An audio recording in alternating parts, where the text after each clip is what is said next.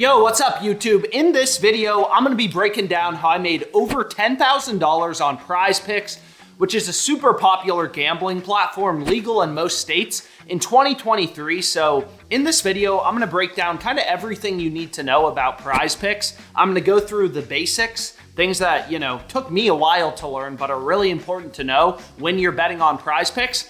And then I'm gonna go through some strategies for making money, as well as some of the frequently asked questions I get about Prizepicks. So without further ado, let's get into it. So first things first, this bet tracker that I use is called Pickit. It's a mobile app. And Pickit is really cool. Basically, the way it works is you sync your sportsbook accounts like Prizepicks, FanDuel, Caesars, whatever sportsbooks you use, and then it reads in all your bets on Pickit and will show you your profit and loss by sportsbook, stuff like that. And obviously, it's really important to know if you're placing a lot of bets, you wanna know, am I actually making money long term? So I highly recommend Pickit or just using some bet tracker app so you know if you're making or losing money.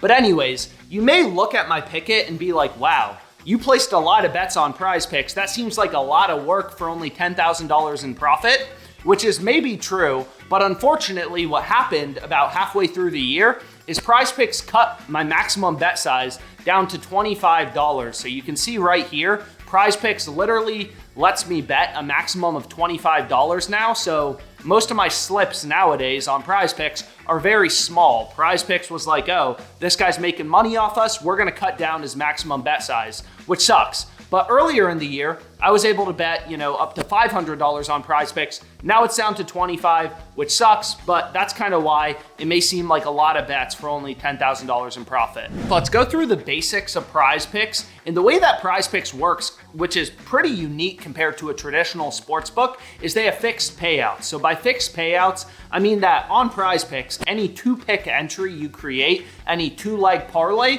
you get a 3x payout. It doesn't matter if you take NBA picks, NFL picks, whatever. 2 picks, 3x payout. 3-pick entries, on the other hand, you get a 5x payout. So on Prizepicks, there's 2 main types of slips. You can do a power play, which is just like a parlay. So if you place a 4-pick power play on Prizepicks, you get a 10x payout, but you need all 4 picks to win. So it's essentially just a 4-leg parlay. You need to win all 4 picks for a 10x payout, putting down, $100 to win 1,000. Flex plays, on the other hand, are kind of like round robins. You don't have to win every single pick to make money. So for example, for a 5 flex play, your payout structure, if you go 5 for 5, is 10x. If you go 4 for 5, it's 2x. So even if you lose 1 leg in a 5-pick flex play, you still make a little bit of money. You still double up.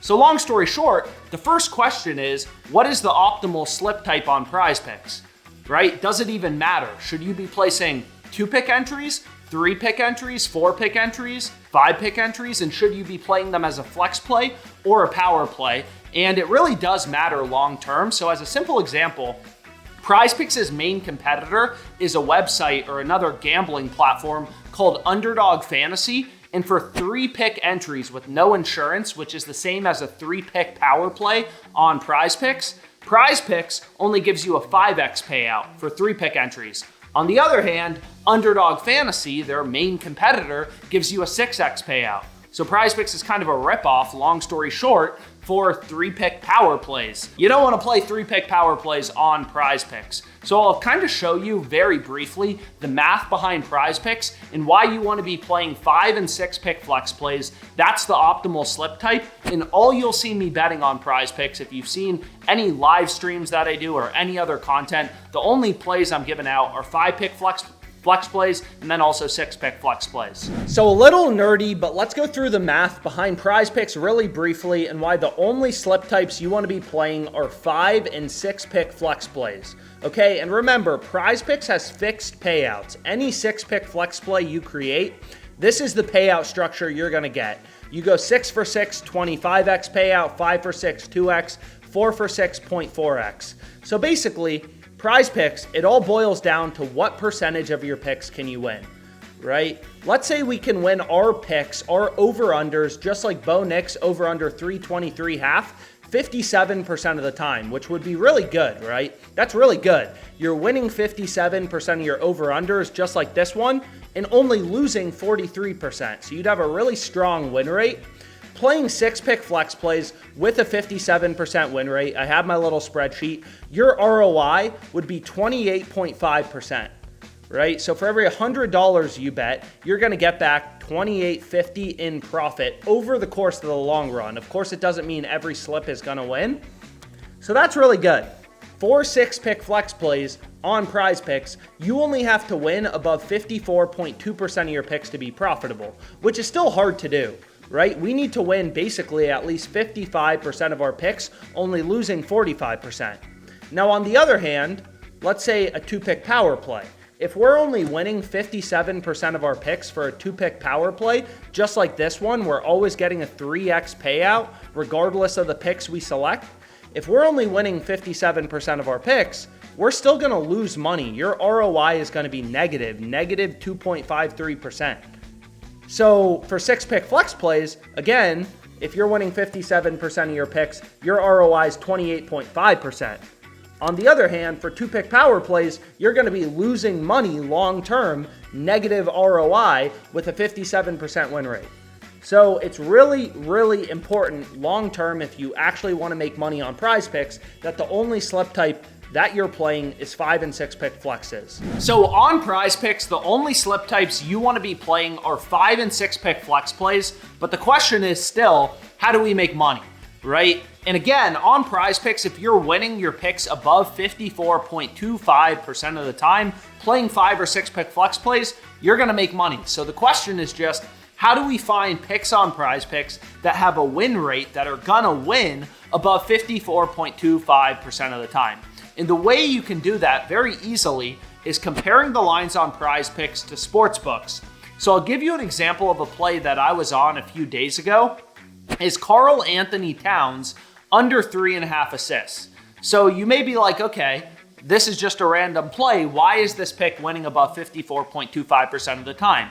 But look at sportsbooks, right? Compare the lines on Prizepicks to sportsbooks. What you're gonna see is all of these books, FanDuel has the under as a -164 favorite. The under is heavily favored on FanDuel.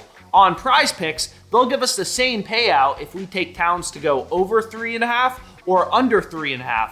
So we want to take the under because all of the books have his under heavily favored. So the first way that you can make money on Prizepicks is ruthlessly compare the lines on Prizepicks to sportsbooks like FanDuel, DraftKings, Pinnacle, which is known to be one of the sharpest or smartest sportsbooks, Pinnacle, and look for spots where books like FanDuel and DraftKings have an under or an over super heavily favored.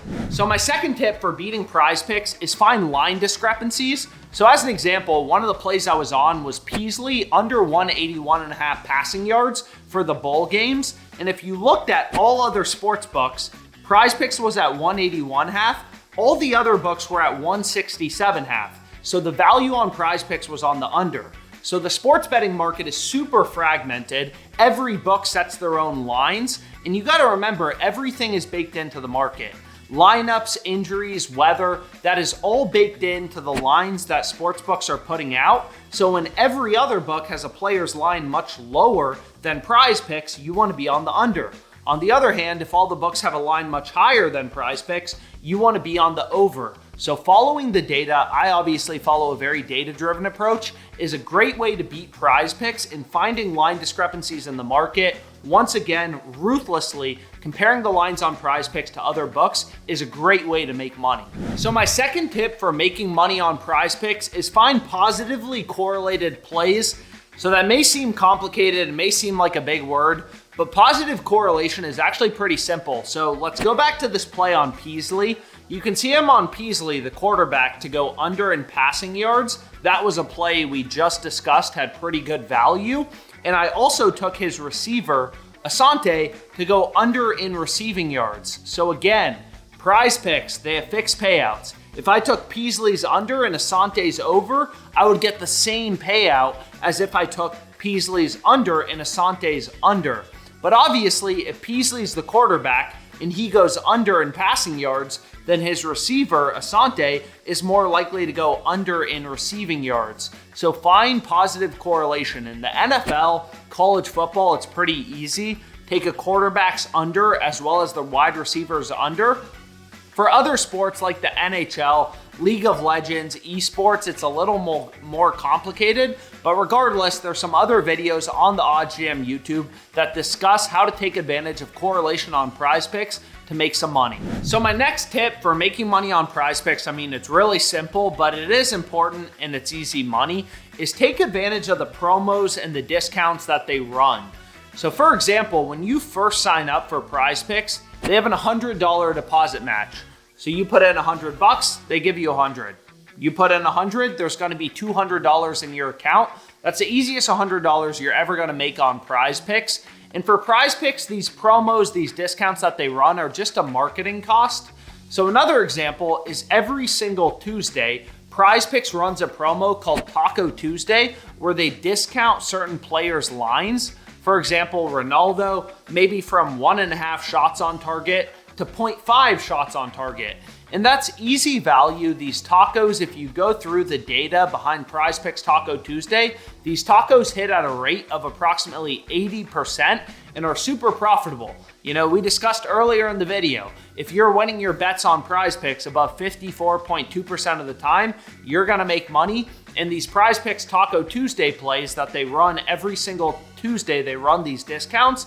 These plays have hit at a rate of 80% this year, so you want to be taking advantage of every single Prizepicks Taco Tuesday. And then on Friday, Prizepicks has another promo every Friday called Flex Friday. And basically the way that Flex Friday works is your first bet is risk-free up to $20. So you place a bet, if it loses, you get your money back up to $20. So this is another promo every single Friday you want to be taking advantage of that will, you know, even if your bankroll's low, can seriously help you make money on Prizepicks.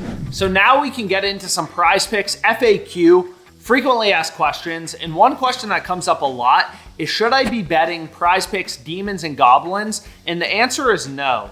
In general, for this new feature Prizepicks launched, which either gives you enhanced or reduced payouts, Demons and Goblins, these payouts are horrible. So if you just look right here, I created one, simple example for this video. If you took Jamar Chase and Christian McCaffrey to score a touchdown, those are Demons and Goblins, Prizepicks is giving you a 2.5x payout, right? So you're betting 100 to win 250.